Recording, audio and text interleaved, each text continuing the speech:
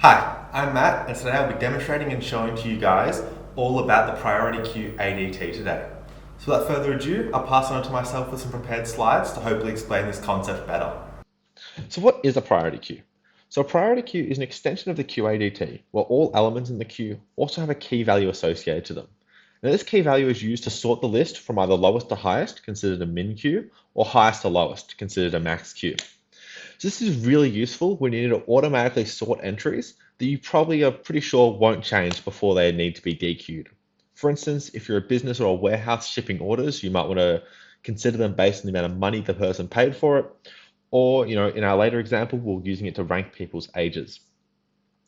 In more algorithmic sense, it's also really used a lot in Dijkstra's and Prim's, two algorithms you're going to become very familiar with very shortly. So this is often implemented using a queue. So if this is the case, if two elements are put into the queue at the same time, the priority from the oldest one should be dequeued first, considering FIFO. Let's look at the operations here. So in the name, it creates the priority queue. You can also import, it will use elements, booleans, and ranks. With the operations, you either make a min or a max priority queue here. It's important to know that once you make it, you don't swap which way it is, so you need to make sure you're using the right priority queue for your task. You then enqueue an object into the priority queue using an element and a rank, and it will return the priority queue. You can then check the element in the front of the priority queue. So if it's a min priority queue in our example, it will return the first element with the lowest value. You can then dequeue an element from the priority queue, and that will get rid of that first element. And as per usual, you can check if it's empty. Now let's go to an actual example of this today. So, oh no, the Titanic 2 is sinking due to more safety oversights. This time when evacuating the crew, they decided to do it purely from youngest to oldest. So a minimum priority queue works great here. Inserting passengers which might have a handful of key features and be represented as an object, such as me, I'd be Matt, gender male, age 21. So now they can get all the passengers who are lining up for the lifeboats and rank them from lowest to oldest in age using a priority queue. Here's a pseudocode example of this. So firstly, we create a priority queue. Secondly, we're going to create three passengers. We've got Tom, Bob, and Sam, and then we're going to add them to the priority queue.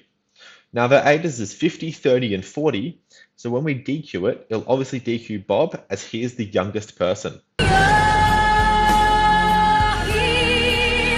I made three passengers just to show that unlike a queue or a stack or a list where it can only really interact with one end of its inserted objects, priority queues can interact with objects straight inserted into the middle, which is really useful for them. Let's talk about SnapAppsEdgy here. So SnapAppsEdgy has some clear distinct advantages over Python in this, and I think it should be really considered moving forward. Firstly, it has min and max priority queues just natively embedded into them. So this means you can use all the features like getting the head of the priority queue, the length, enqueuing and dequeuing.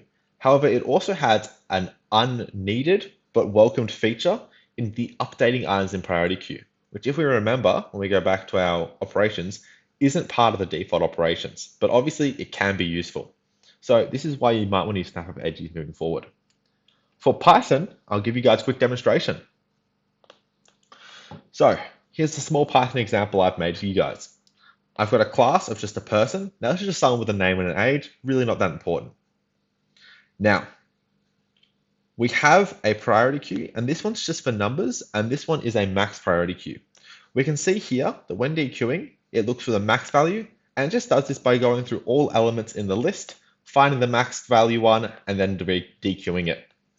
For the person priority queue, however, I swapped it around. So instead, it compares for the ages, and it's now a min priority queue. So it looks for the ones with the lowest age and then dequeues them. Let's run this small example and see how it works.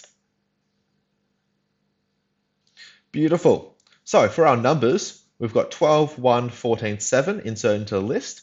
And as it is a max queue, it dequeues them in order of 14, 12, 7, and then 1. However, for people, we've got a 36-year-old, 86, 40, 32, and 40. And instead dequeues them as Jess goes first, then John, Bob, Callie, and Steve.